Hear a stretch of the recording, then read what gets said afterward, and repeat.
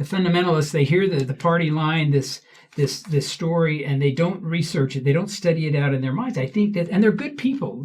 I hope if any fundamentalists are ever hear this, I want them to know this is not about criticisms of them personally. I think there are a lot of sincere, very good people down in Cedar City, and some remain in Colorado City, and they're elsewhere in the United States. Lots of very good people there. But my admonition is simply study it out in your mind and then pray. Don't just listen to the party line and then fall on your knees. I think that's how we can be deceived.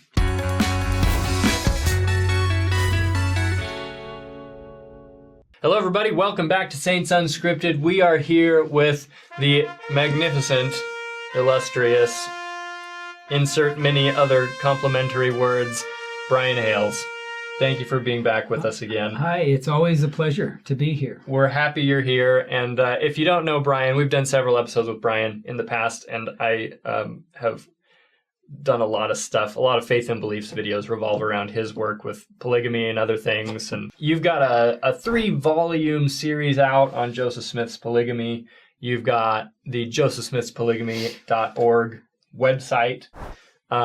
You've got all sorts of stuff. But today we wanted to cover something that's been more of a hot topic lately.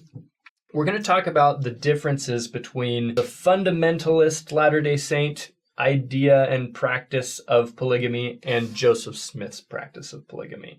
There have been some, at least one documentary, series on Netflix? Mm-hmm. I haven't seen it. Have you seen it? Did you watch it? I didn't watch it, but I've heard about it. So yeah, it's in the air, and it's about Warren Jeffs and some of the reasons why he's in prison and different things like that. But online, you see a lot of comparisons between Joseph Smith and Warren Jeffs and modern polygamy in this Latter-day Saint sect and Joseph Smith's practice of it. So enough talking from me. What is your take on these two ideas or doctrines of polygamy? How are they similar? How are they different?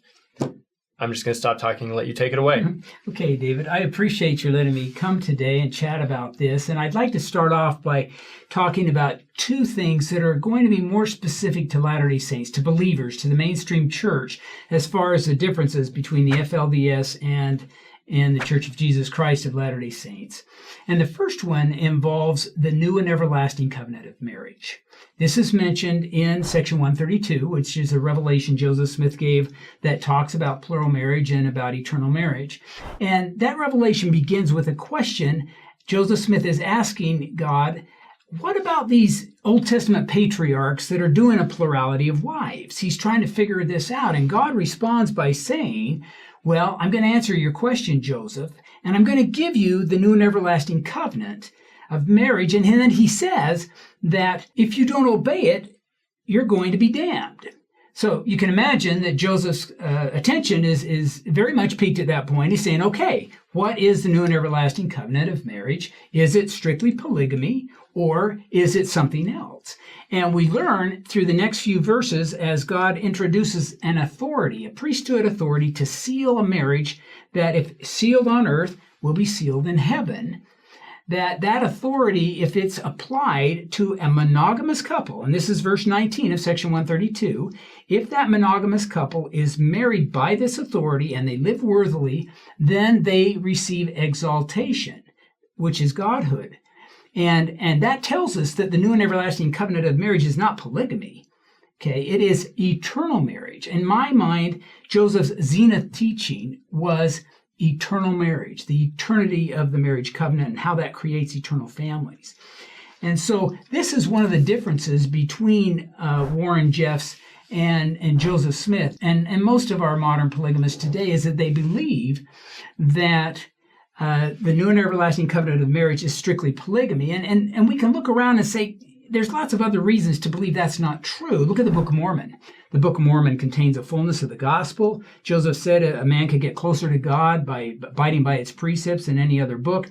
Is there any authorized polygamy in the Book of Mormon? No, there isn't. So obviously, the exaltation we seek is available to monogamists. And what we find in the new and everlasting covenant of marriage is that there is a practice of polygamy and a principle of a plurality of wives. And so that's how we see it, but as the FLDS and most modern polygamists would see that quite differently. So essentially they view polygamy as absolutely essential and necessary for exaltation. Correct. They read that the verses 4 and 6 of section 132 that say, if you don't obey this new and everlasting covenant, you'll be damned, as meaning if you aren't polygamists, you'll be damned. And that is not what the remaining verses are talking about. They're talking about the importance of authority, which is the second thing I want to talk about in a minute. And then how that authority, if applied to a monogamous couple who are worthy, will produce an eternal marriage in exaltation. So, on to the second point, okay? And this is about authority. As I mentioned, Joseph Smith asks this question. It's verse 1, about a plurality of wives. God says, I'm going to give you this new and everlasting covenant. And then, from verse 7 to verse 20, we find multiple references to one man who holds the keys of this authority. That one man always controls them. You can't freelance an eternal marriage, and you certainly can't freelance an eternal plural marriage, according to these verses. And so this is something that is where the FLDS and the mainstream church differ, because in our church, and this is my belief, that those keys of sealing, the ability to seal a marriage for eternity, those keys passed from church president, who was the senior apostle in the church, clear up to President Russell M. Nelson, who holds those keys today. Sometimes people ask me, well, could President Nelson allow polygamy today? Technically, yeah, he could. I don't expect it. I'm quite sure that would not happen. And yet, the authority to seal a monogamous marriage is the exact same authority as needed to seal a plural marriage. In fact, the plural marriage is not a ceremony. It's not a covenant. It's not an ordinance. It's simply a practice that is permitted at certain times under God's strict direction. And if we look at the line of authority that Warren Jeffs claims, the line of authority goes from Warren to his father, Rulon, from Rulon to a guy named Leroy Johnson, from Leroy Johnson to Joseph Musser, John Y. Barlow, J. Leslie Broadbent, and then a guy named Lawrence C. Woolley, who's a key player here.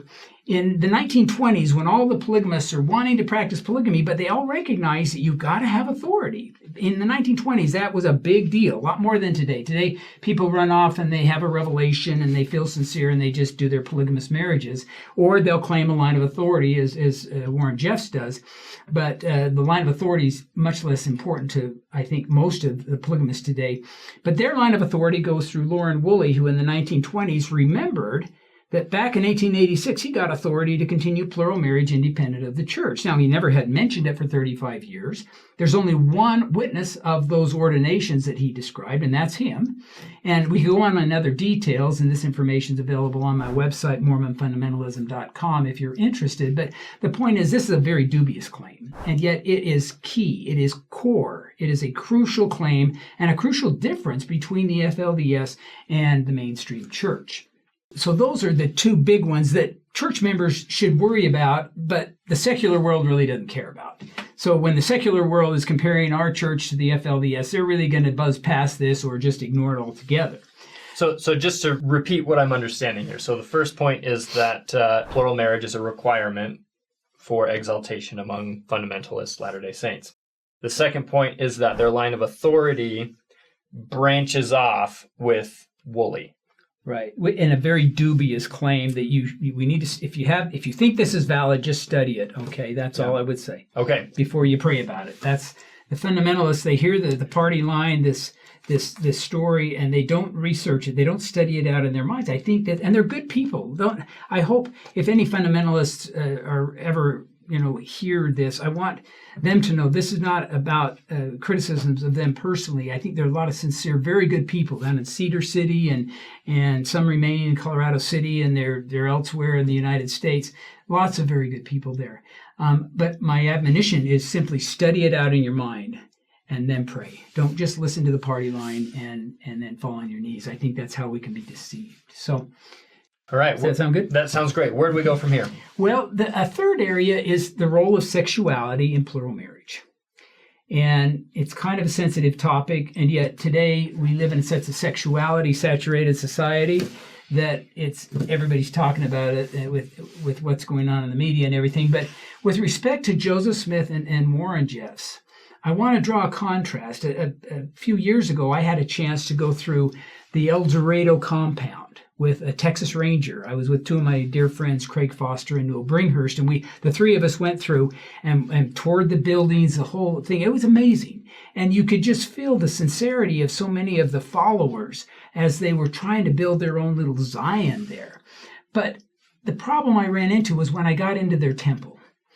And you walk through their temple and you see a lot of things that are very familiar to Latter-day Saints. You have kind of a video tour or a image tour on your website. Right. And if you go to MormonFundamentalism.com, you'll see a lot of well, there's a whole string there. There's two running picture series there that you can watch, and one of them is just on El Dorado. But when I got into the temple, you go into a room that seems familiar because there's a mural there of the Garden of Eden.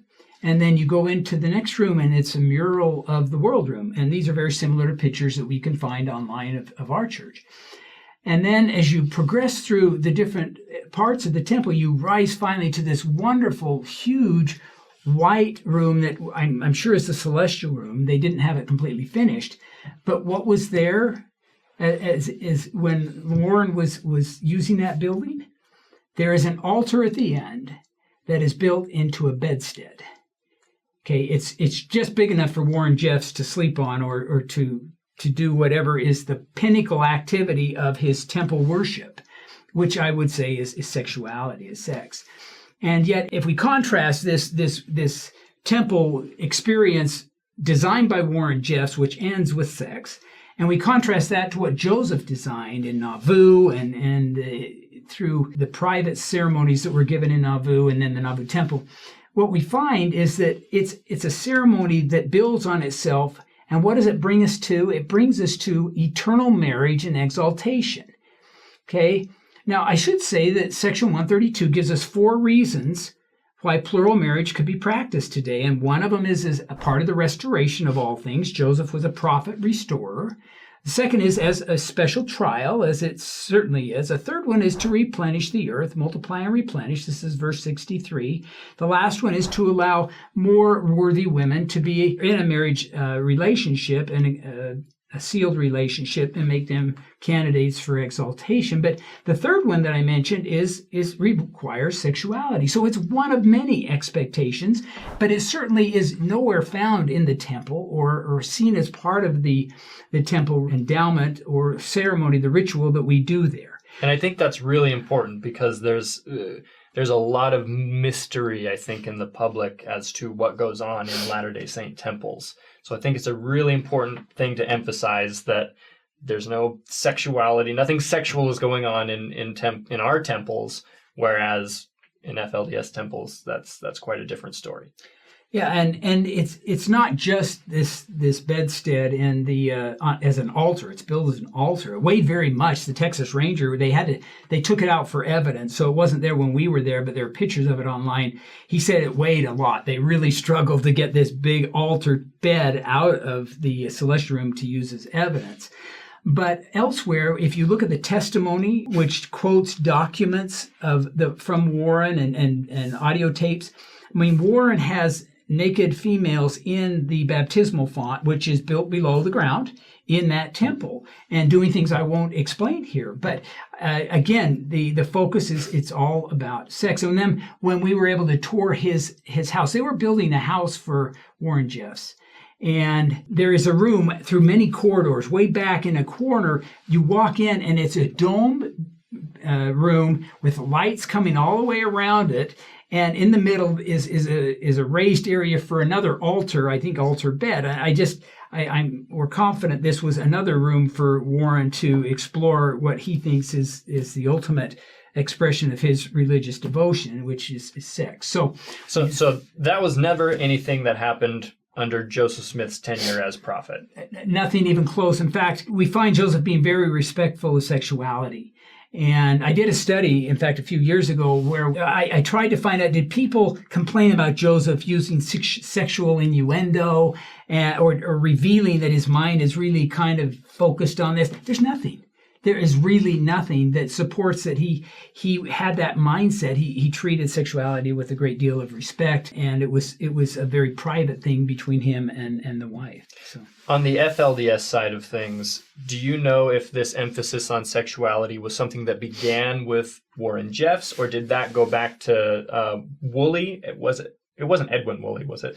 Edwin Woolley was an uncle, but Lauren C. Woolley and his dad, John W. So was that an emphasis back then, or is this a more recent development? That's a very good question, and the answer is no. This is all Warren. Okay, 100%. You look at what Rulon did, and I don't respect these men very much. I actually have great respect for Joseph Musser because I've studied his life in great detail. These are sincere men who are just misguided, but they're not abusing their position to gain power in an overt form, and they're certainly not abusing their position to get sexual access to additional wives. And Warren is said to have 70 or 80 wives, which we can talk about here in a minute. But great. Okay, that answers my questions so far. Okay, now a fourth area is we've talked about how the one man controls the authority to perform an eternal marriage. And just so you know, there is no polygamy ceremony. There's no plural marriage ceremony. When a man was married in polygamy, he had a monogamous ceremony with his first wife, and then they performed the exact same ceremony with the second wife. Sometimes the first wife would come in part of the ritual and put her hand on the second wife's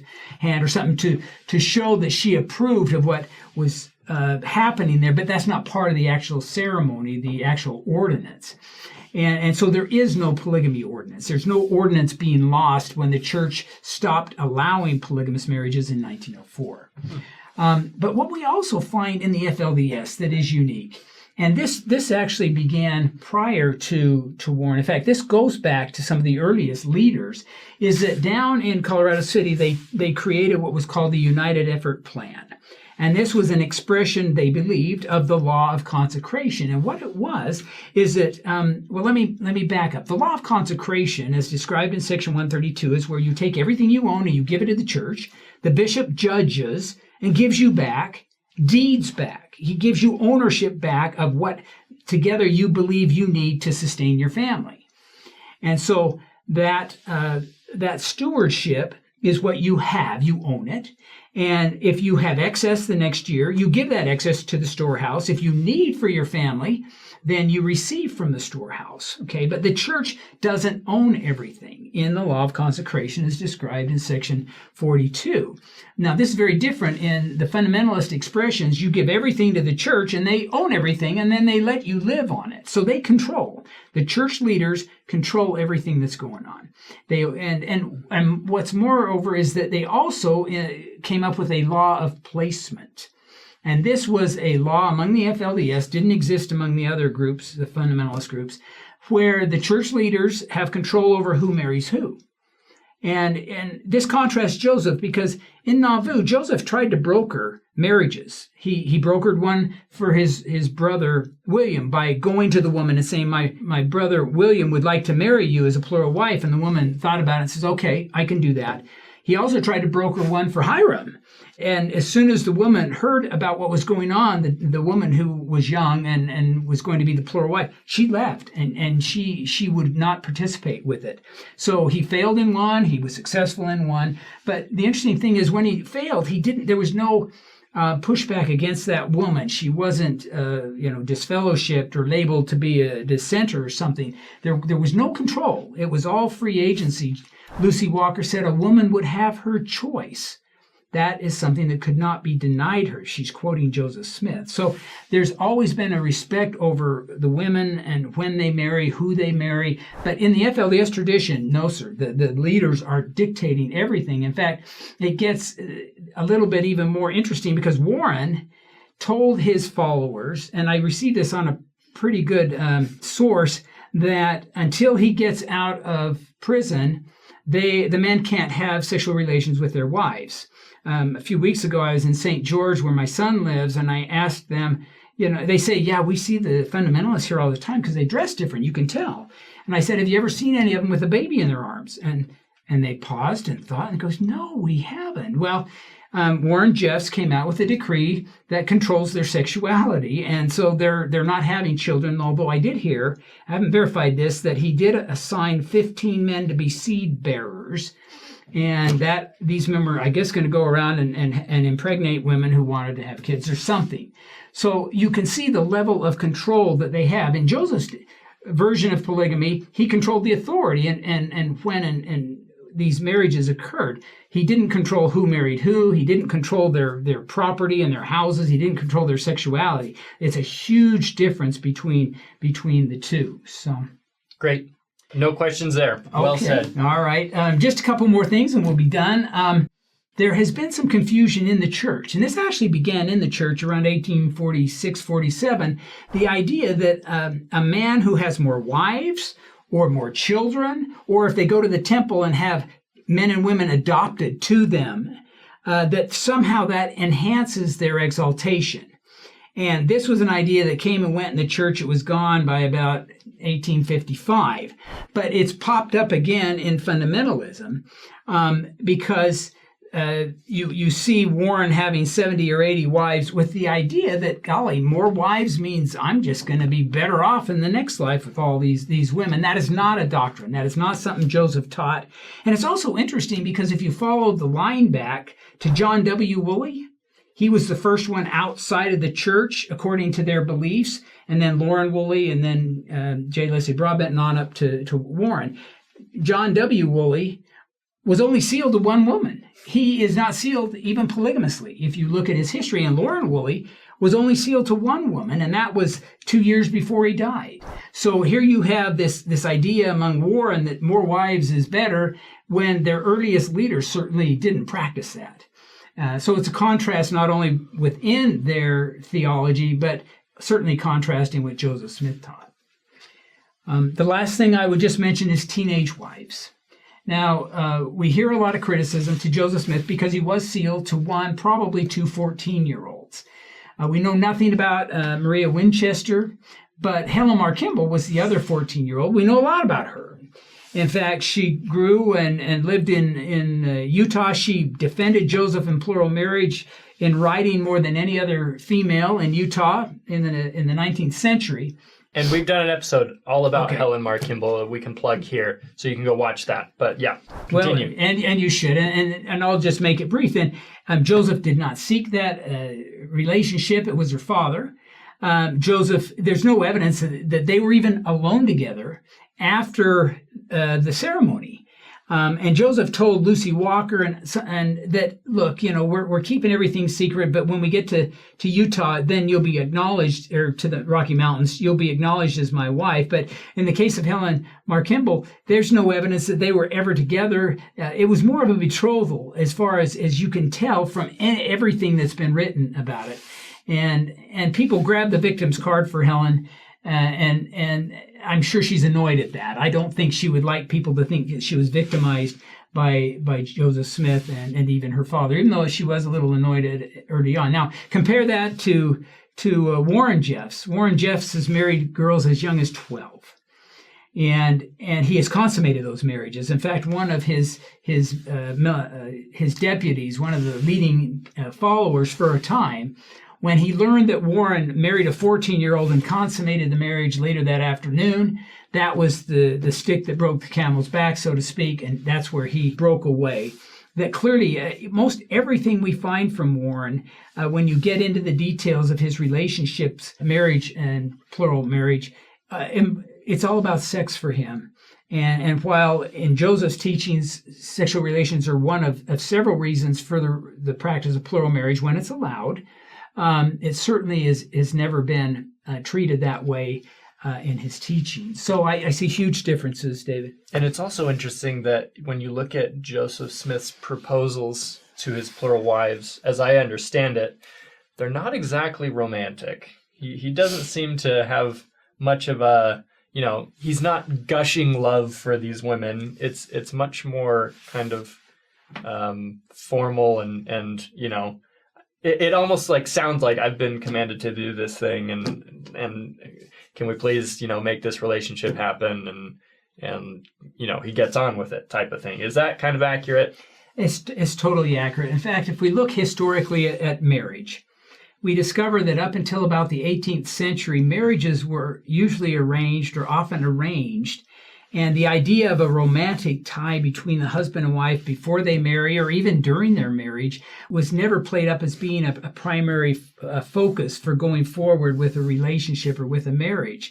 Marriage then was designed to help people just survive in a very difficult time of our Earth's existence. And yet we find that 18th, 19th, 20th century romantic love becomes the basis for marriage. And then if romantic love disappears in a marriage, then one or the other is going to feel like, oh, I don't have to be married anymore. The covenant or the promise that was foundational in the times past is now been dispensed with, and it's all about romance. Well, enter Joseph Smith and his teaching on plural marriage. We're right back to the pre-18th century idea of a covenant that we keep. Now, I will say, as somebody who's been divorced, that the power to seal is the power to loose. And so, unlike Christ's time where he said that divorce was adultery, the Lord has been kinder to us and allows for divorces today. And so Joseph Smith is restoring this mentality of a covenant practice that is not dependent upon romantic attraction.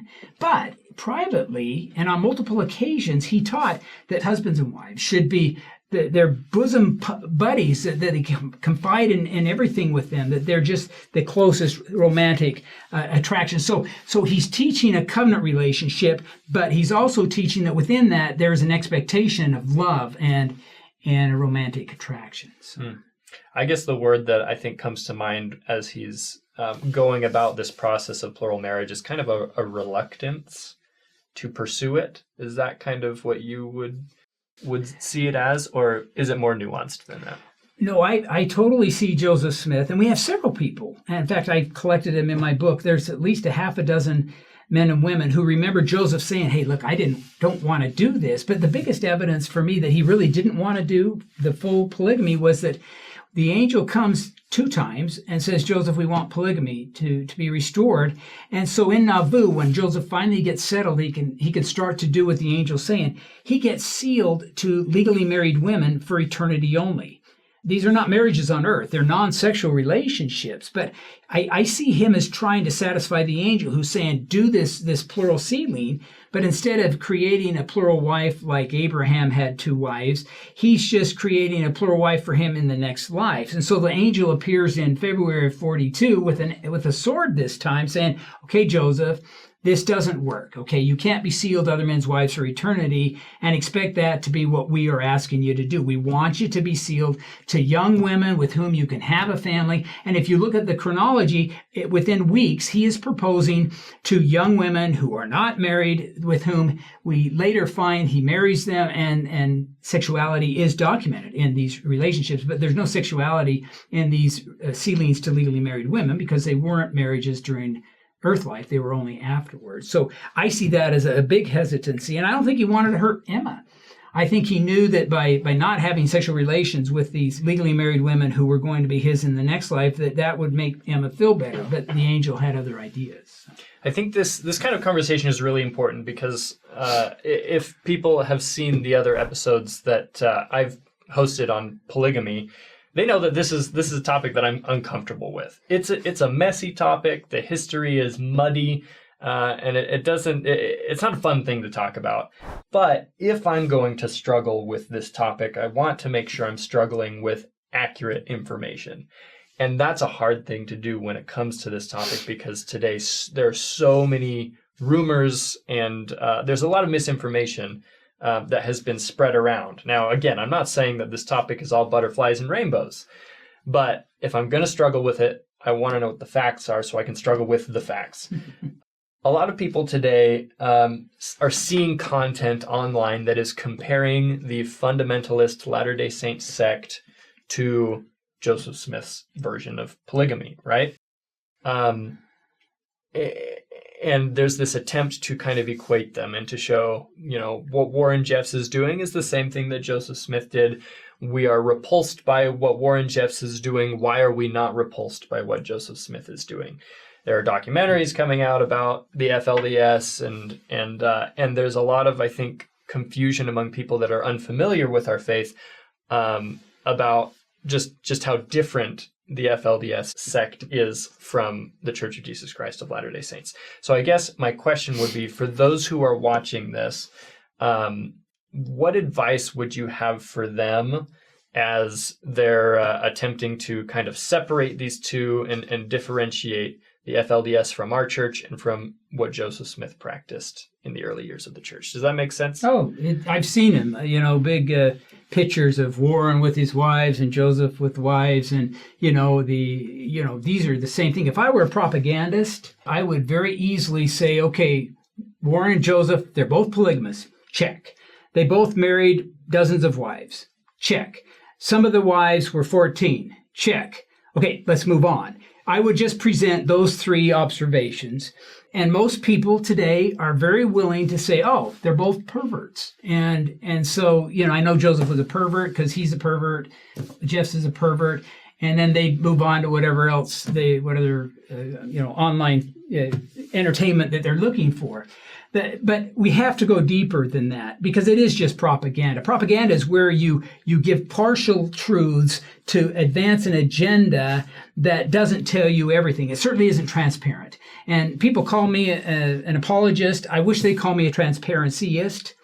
And I offer that because I believe if we get transparent on any topic, we may not necessarily feel good about polygamy. I don't think you can, because men can do it, women can't. It's unfair, it's unequal. And so I don't think I'm going to ever feel good about that. But if we get transparently into the documents from those who participated, you can see why they did it. You can see their faith, and there is a wide space for me to continue to believe. And yet, if we are getting our information from propagandists, from secondary sources that aren't telling us everything, or they're skewing the data, like just giving us 3 bullet points on the comparison, something like that, we will be deceived. We won't find truth. And it's only when you get into the next levels where you realize that Jeff's polygamy is all about sex. In Joseph Smith, plural marriage was a religious practice commanded by God for a time, and that it was part of a much greater doctrinal teaching of eternal marriage that leads to exaltation and godhood, we believe. So if you get down a layer or two, okay, the propagandist material, fades away, and we come up with something that we can place our faith in as we understand it, and something that I certainly believe is true. Any final thoughts? I was going to quote my wife, Laura. She made an observation once, and I'll have to paraphrase it, but she said that the saints of the 19th century struggled to live polygamy that they believed was commanded from God. And the saints of the 21st century struggled just to believe that polygamy was a commandment from God. And I think today, if that's a problem, and it probably is for most of us, because Laura was never comfortable with the practice, but as she got into the data, she realized that God can command hard things, and that this was a religious practice that came as a revelation for them. And I'm glad we don't have it today. But I would just encourage us, if we're having struggles with this, get into the primary documents, read about the participants who are doing this, understand it through their eyes, and I think we can find a wide berth for us to have belief in faith. And you've got lots of resources to be able to do that in Brian's books and on his website, and you've even got a website for all of your sources, which are just thousands of sources. I think it's called the Joseph Smith Polygamy Documents or something like that. Mormon Polygamy Documents. Mormon Polygamy Documents. And I've been there, and you make it really accessible and easy to find these documents. So anyway, check out Brian's stuff. Brian, thank you for being with us today. My pleasure. We'll see you guys next time.